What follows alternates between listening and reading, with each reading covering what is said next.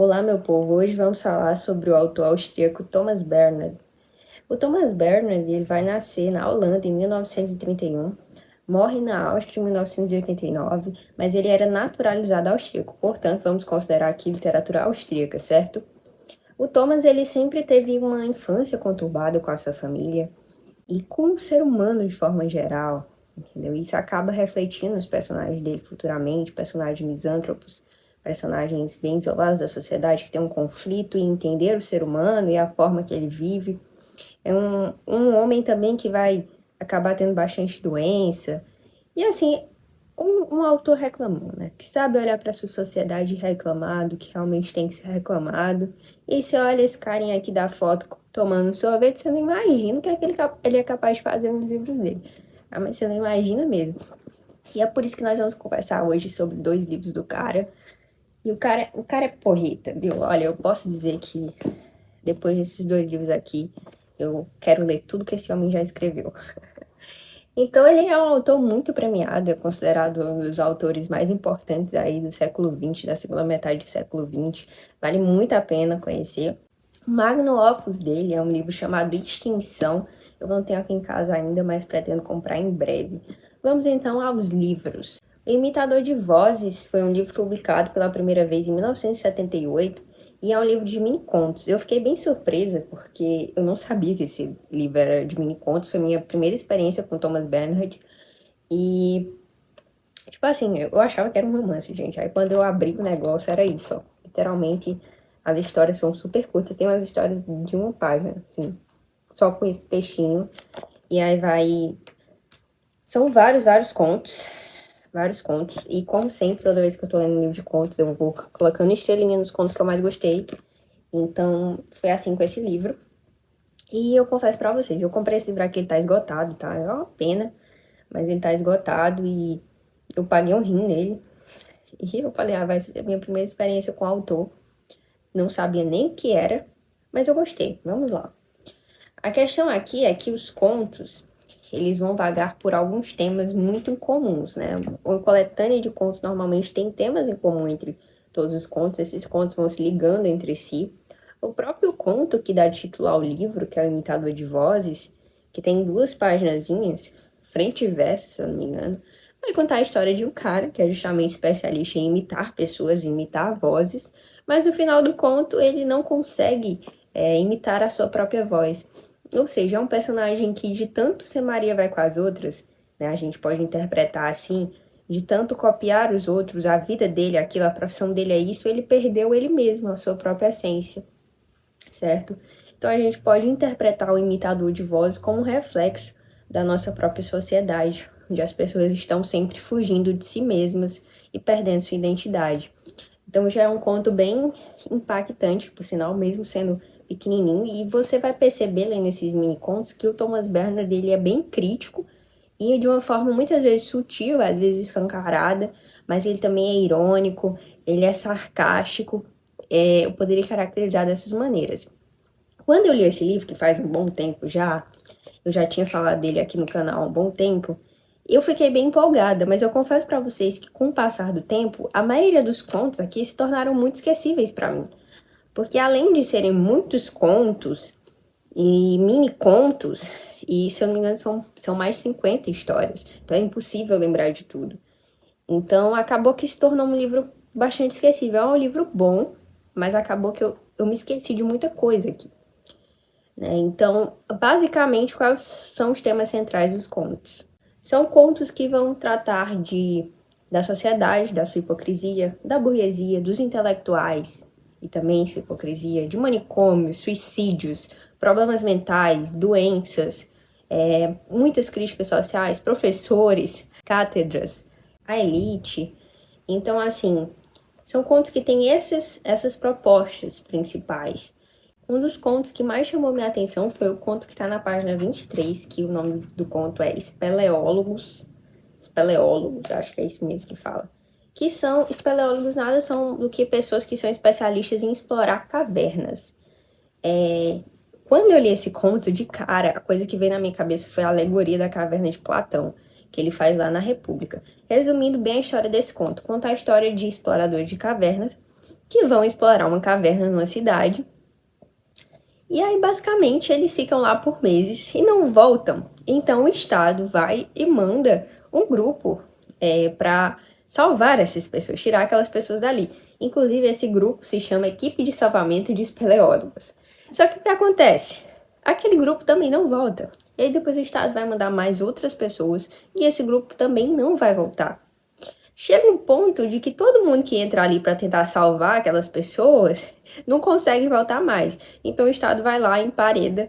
Então aquelas pessoas ficam presas ali para sempre. Desse conto, eu fiquei bem confusa do que eu poderia tirar dele, mas eu lembrei da alegoria da caverna de Platão, porque o que é a alegoria da caverna de Platão? Basicamente são pessoas que estão presas numa caverna e atrás tem pessoas com imagens e uma fogueira. Então, tudo que eles enxergam são sombras daquela fogueira. Então, tudo que eles consideram como realidade são, na verdade, sombras, imagens do que, na verdade, seria real, né? Então, eles não têm uma visão certa da realidade. E isso, a alegoria da caverna de Platão são pessoas que não conseguem enxergar a realidade como ela realmente é. Até um dos presos se solta e ele consegue perceber a realidade. E aí ele fica naquele impasse. Ele vai viver a liberdade dele ou se ele volta para contar para aquelas pessoas que eles estão vivendo uma mentira e ao mesmo tempo ele tem medo de ser chamado de louco. Então isso seria a caverna de Platão. Vou deixar uma imagem aqui para exemplificar basicamente como funciona. Espero que eu tenha explicado certo. Mas quando eu pensei nisso, eu pensei em duas associações. Ou a figura aqui tá querendo dar a entender que aquelas pessoas entraram, é como se aquela caverna fosse uma fábrica de alienação, então elas entram ali, se alienam, gostam daquela alienação e não conseguem sair, e o Estado vai lá e empareda, porque em vez de ajudar, ele acaba deixando preso ali para sempre. Ou também pode ser uma fuga da realidade. Dentro daquela caverna, na verdade, eles encontram a verdade. E é exatamente para que outras pessoas não encontrem, eles acabam sendo emparedados. Eu fiquei confusa em relação a isso, mas eu criei essas duas interpretações que na minha cabeça faz sentido. Por isso eu gostei tanto. E esse conto também me lembrou um pouco o filme Stalker, que eu assisti recentemente. Curiosamente, o filme é de 1979 e é inspirado no Piquenique na Estrada, que é um livro clássico de ficção científica russa. Só que dizem que o filme é bem diferente do livro, Piquenique na Estrada. Me lembrou basicamente a história, porque no Stalker a gente vai ter uma zona que é isolada pelo governo e as pessoas não podem ir lá, mas nessa zona supostamente tem uma lenda de que quem entra lá consegue pedir o que quiser, certo? Então só algumas pessoas conseguem ir lá, os Stalkers são as pessoas que guiam você até a zona. Só que ao mesmo tempo aquela zona é uma espécie de prisão.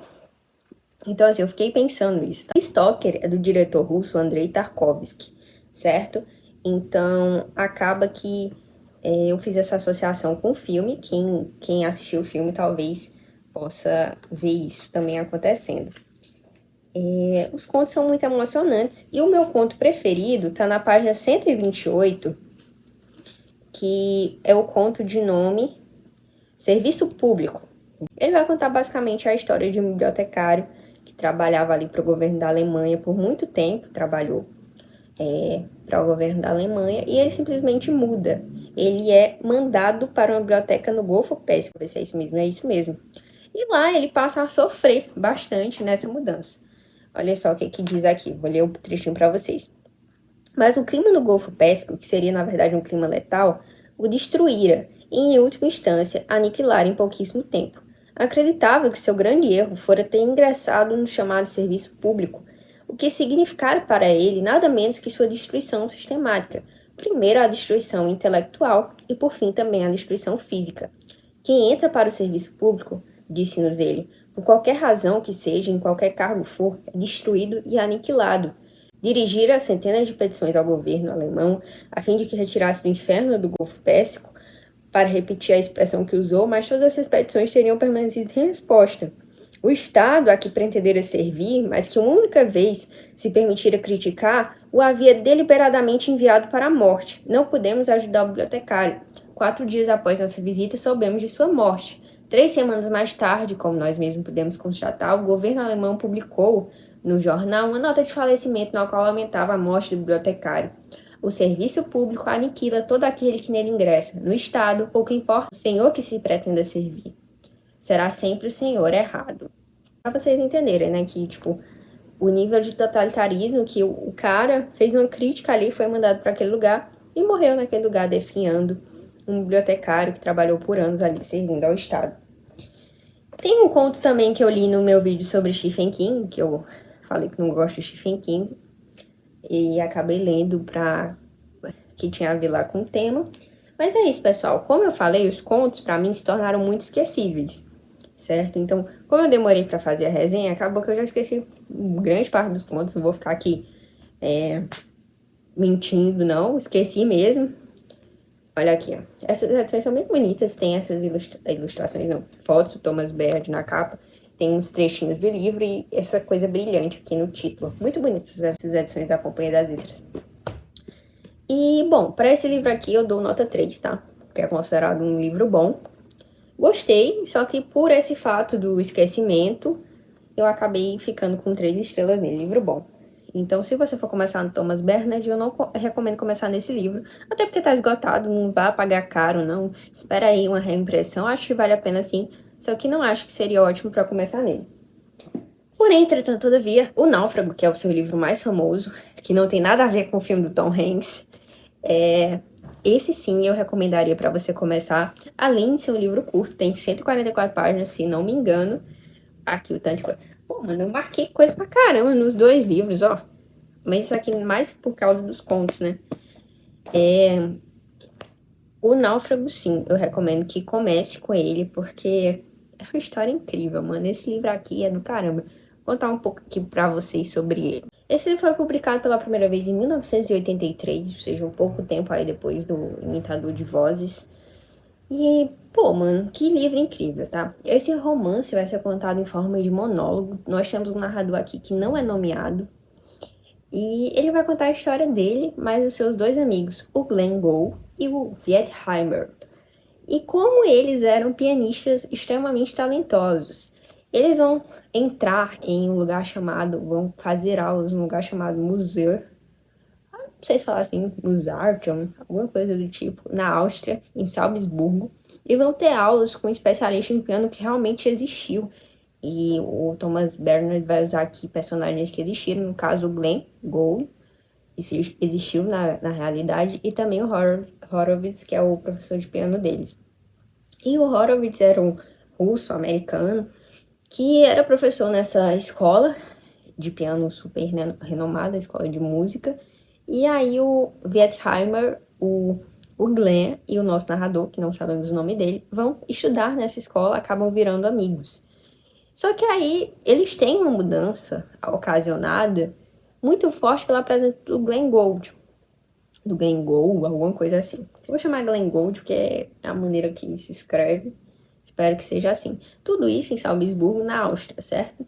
E o Glenn, ele é canadense-americano. Então, de cara, no início do livro, a gente descobre que o Glenn, ele já tá morto, ele morreu de morte natural, e o Wertheimer se suicidou. Isso não é spoiler, gente. A gente sabe no comecinho do livro, e o narrador deixa claro isso pra gente, pra contar a história dele com essas pessoas. Ele fala que conheceu eles nessa escola de música e moravam juntos num lugar lá em Salzburgo que chamava Morro dos Suicidas. E faziam essas aulas com Horowitz, que era esse cara tão renomado, que era o maior de todos que tinha, que transformou eles nesses grandes virtuosos do piano. Então, assim, eles ficaram chocados e há um ponto de mudança na vida deles justamente quando eles conhecem o Glenn. O Glenn tocava as variações Goldberg do Bach. E a partir do momento que eles veem o Glenn tocando as variações Goldberg, isso é um ponto de virada na vida deles. Porque eles se sentem inferiores, eles sentem que nunca vão chegar ao nível do Glenn. E isso é muito importante para que eles deixem de ser pianistas. Não é spoiler, porque vai ser contado, como eu já falei, logo no início. Então, o Glenn é um ponto de virada na vida desses personagens. Nós vamos acompanhar o quanto eles são tão discrepantes entre si. Narrador em primeira pessoa já começa pelo fato de que não é um narrador confiável. Então, o narrador, por mais que ele se coloque ali como um personagem que tem falhas de caráter em certos momentos, ao mesmo tempo ele vai estar se enchendo, se flutuando em outros momentos também. Então nós vamos conhecer esses dois personagens. Temos o Glenn, que é um personagem super frio, esse cara que é talentosíssimo, que supera o próprio professor, consegue tocar bar como ninguém, que se torna uma lenda do piano mundial, né? Ele fica famoso com isso. Depois ele muda para o Canadá. A gente, no começo dessa história, a gente sabe que depois ele voltou para o lugar onde ele nasceu. Temos também o Wertheimer, que é... lembrando que todos os três são riquíssimos, eu esqueci de falar isso, mas o Wertheimer é o mais rico dos três. E o Wertheimer, né, se você for ler o livro, dá pra perceber claramente que ele é um personagem narcisista. Narcisista, o transtorno mesmo narcisista. É um personagem que o tempo todo tá sugando todo mundo, que apesar de ser riquíssimo, não consegue se sentir infeliz, e por isso quer que todo mundo se sinta infeliz ao redor dele, inclusive a irmã dele que mora com ele. Para vocês terem noção, tem uma cena aqui bem no início do livro, e o Wertheimer, ele perdeu os pais muito cedo no acidente, ele morava com a irmã dele, e a irmã dele casa, mas a irmã dele era como se fosse quase uma prisioneira dele. Então quando a irmã dele casa, ele perde tudo, né? Ele fica se sentindo um coitadinho, eu fui abandonado, ela me abandonou, foi casar logo com um suíço, um católico. E aí fica todo aquele drama, parece que é o fim do mundo. Então a gente descobre também que o Wertheimer, como não bastasse isso, ele foi lá e se suicidou perto da casa da irmã dele na Suíça, de propósito, só para a mulher se sentir culpada, como se ela tivesse sido a culpada de tudo, né, do suicídio dele. Então acabam achando o corpo dele ali perto da casa da irmã dele, e é todo aquele bafafá. E a gente vai acompanhar toda a trajetória do nosso protagonista, que tá morando em Madrid agora, não está mais morando na Áustria, indo ao enterro do Wertheimer, que não tem ninguém, só o cunhado dele, a irmã dele e o próprio protagonista. Então, assim, é um livro que é em monólogo, um fluxo de pensamentos, toda hora ele tá pensando uma coisa, aí volta e pensa em outra, vai contando o passado. Nós também temos um livro muito repetitivo, que toda hora ele vai estar pensando, pensei, pensei, pensei. Você vai ficar de saco cheio em alguns momentos, esse negócio de pensei, pensei, pensei. E também algumas histórias que ele conta uma vez e aí daqui a pouco ele já conta de novo. Uma frase que ele fala, daqui a pouco ele já fala de novo, só que com outro tom, com outras palavras. E aí você fica, mano, que repetição do caramba é essa? Só que aí quando você para pra pensar que foi proposital do autor colocar isso aqui, que ele tá tentando fazer uma música em forma de livro, como se fosse de fato um pianista tecendo essa obra, aí tudo faz sentido. E o náufrago do título, quem é o náufrago afinal? O náufrago é o Wertheimer. O Glenn, ele dá esse apelido ao Wertheimer porque o Wertheimer, ele sempre estava se afundando em tudo que ele fazia. Todas as coisas dele naufragavam, de fato. Né? Em inglês, o título é The Loser, né? O perdedor. E aí no Brasil, eu acho que foi o título mais legal, que ficou o náufrago.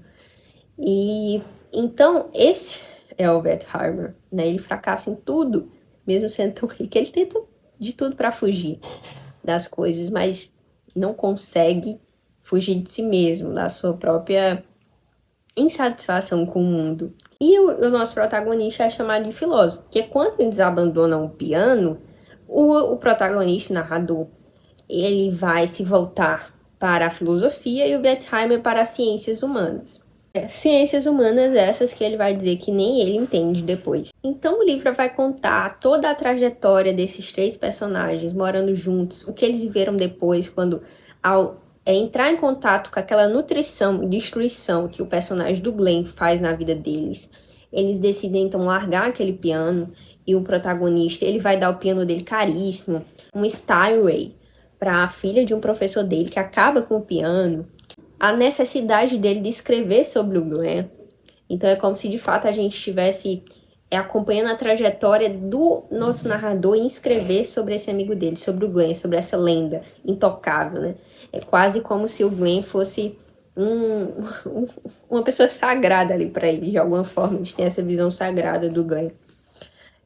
E ao mesmo tempo que eles convivem com o Glenn e veem o lado do Glenn que ninguém vê, né? Que é o lado mais humano dele. E o tempo todo a gente vai acompanhar personagens que têm dificuldade em lidar com as pessoas, São personagens solitários, misântropos, que têm dificuldade de lidar com a sociedade, com aquelas hipocrisias, que tentam ao mesmo tempo se consertar diante do fato de serem ricos e tudo mais. O Wertheimer tenta doar para algumas instituições, mas ele não consegue olhar para as pessoas que estão ali, ó, perto dele. Personalidades diferentes, mas ao mesmo tempo o narrador, eu sinto que ele pega as personalidades boas das pessoas que estão ali, principalmente do Glenn, e incorpora a própria personalidade em algum momento. Me parece a impressão que o autor queria causar aqui. Eles têm um ódio muito grande pela cidade que eles moram, que é Salzburgo, né, no tempo do Mozarteum, e sentem que precisam sair dali porque aquela cidade aniquila em tudo. As pessoas também são de baixíssimo nível intelectual. Uma das partes que eu mais gostei do livro foi quando o narrador começa a criticar o socialismo, né? A Áustria está passando por um governo socialista. Então eu falo, pô, falou de socialismo e conquistou. Para mim, as primeiras partes do livro foram difíceis de eu passar, sabe? Eu demorei um pouco para pegar o ritmo do livro. Principalmente porque eu demorei um pouco para ler. Sabe quando você começa um livro, aí demora para pegar de novo? Mas também quando eu engatei, foi de uma vez, foi num dia, sabe? Então, assim, é um livro sensacional, eu indico demais. Vou ler aqui alguns trechos para vocês agora, para vocês terem uma ideia do tom da história. Página 122.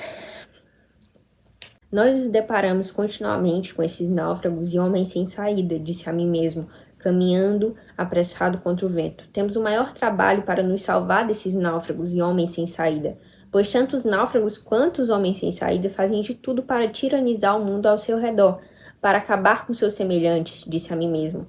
Fracos como são, e precisamente por causa dessa sua fraca constituição, eles possuem força suficiente para exercer um efeito devastador sobre o mundo ao redor, pensei.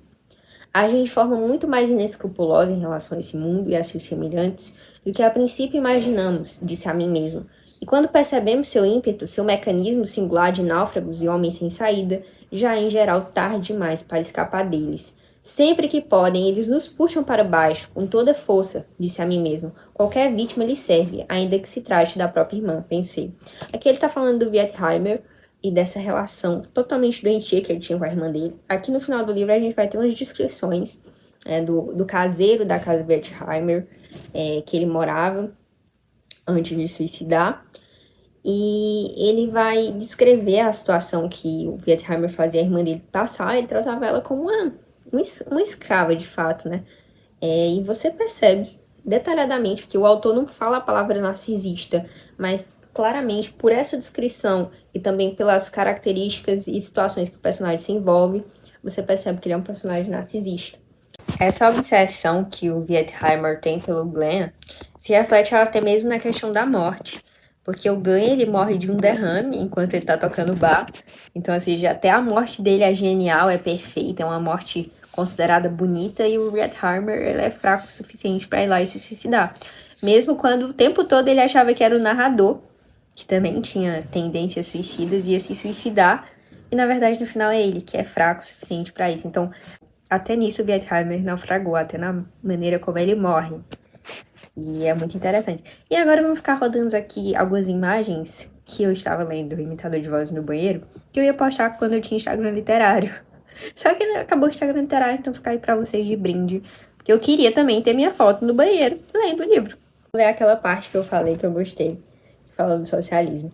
Todo mundo tinha desejado um governo socialista, mas agora estavam vendo que justo esse governo socialista havia malbaratado tudo. A falência do Estado sob nosso governo socialista disse também que o primeiro-ministro era um homem ordinário, astuto, espertalhão, que tinha usado e abusado do socialismo como veículo para seu perverso apetite de poder. Como é, aliás, o governo todo. Disse, todas essas pessoas são ávidas de poder, sem escrúpulos. O Estado que elas próprias compõem é tudo para elas, disse, e o povo que governa não significa coisa nenhuma. Nunca em sua história nosso país tinha estado tão mal. Mas o povo é burro, disse, demasiado fraco para modificar uma situação dessas. Cai sempre na conversa, justamente desses espertalhões ávidos de poder, como os que estão no governo agora. Os socialistas de hoje são os novos exploradores. É tudo uma mentira só, página 100 e 101. Porque ele vai falar, né, que o socialismo perdeu totalmente o sentido afinal virou o explorador. É isso, pessoal. Espero que tenham gostado. Mais 2 livrinhos aí de língua alemã para o nosso canal. Pô, tô na vibe de língua alemã, né? Spoiler dos próximos vídeos. E é isso, espero que tenham gostado. Para o Náufrago, para mim é um nota 4.5. E gostei bastante mesmo desse livro, achei incrível e em breve estarei lendo mais obras do Bernard. Espero que tenham gostado do vídeo e deem uma chance para esse livro incrível. Lembrando, né, que o Thomas Bernard e o Glenn Gould, que é um pianista que ele inspira aqui, que inspira o livro, eles nunca se conheceram pessoalmente. Então, vale aí citar isso. E também, né, esse livro é de fato a história de homens que não sobreviveram ao gênio, o gênio Glenn Gould, e tiveram suas vidas extremamente afetadas por eles. Essa parte aqui eu dedico às pessoas que já leram o livro ou que não se importam com spoilers. Eu vou falar sobre o final da obra, na qual o nosso narrador vai na casa do Wertheimer, que ele morava antes de se suicidar. Chegando ali, ele descobre que o dono da casa nem sabia que o cara tinha morrido, ele é o primeiro a anunciar que ele tinha morrido, né? Tem umas conversas ali bem interessantes dele com a dona da pousada, que morava ali, umas críticas ao regime judicial. O Thomas, ele é bem crítico à sociedade, eu gosto disso, eu gosto de autores que são bem críticos ao sistema de forma geral. E ele vai falar que o Wertheimer, antes de morrer, ele fez várias festas, chamou várias pessoas que ele nem gostava, comprou um piano, depois de tanto tempo sem tocar um piano tosco lá, que é para amadores, né? E tava tocando da pior forma possível, perturbando o juízo daquelas pessoas. Era quase como se fosse uma sinfonia infernal. É assim que ele descreve, aquele povo tava todo louco. Ele fala, eu acho que ele tava pagando aquela gente pra vir aqui. No final ele expulsa todo mundo, e aí depois ele viaja, é quando ele se mata.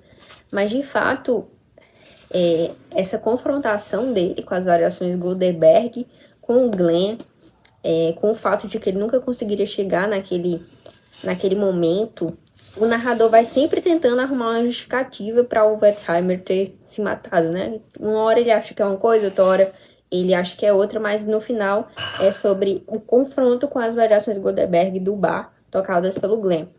E aí esse momento, né, de antes de ele morrer, ele tocar num piano tosco, amador, da forma mais brutal possível, ele que era tão incrível, porque o Wertheimer, ele era o melhor ali, né, fora o Glenn e o Horowitz, e, sério, sensacional, sensacional mesmo. Eu gostei muito desse final, é bem impactante, como é feito e construído. Ele, Franz, teve a impressão de que o patrão havia enlouquecido, mas não queria acreditar que Wertheimer ficara louco, e não levou a sério o comportamento de fato estranho do patrão. Caso eu tivesse algum interesse, Franz me disse, ele descreveria para mim os dias e as semanas que então se sucederam em Trash. Pedi ao Franz que me deixasse sozinho por um tempo no quarto de Wertheimer, e pus para tocar as variações Goldberg de Glenn, que já tinha visto no toca-discos, ainda aberto de Wertheimer. Ou seja, a vida toda ele viveu na sombra do Glenn, né? E é isso, fiquem com Deus.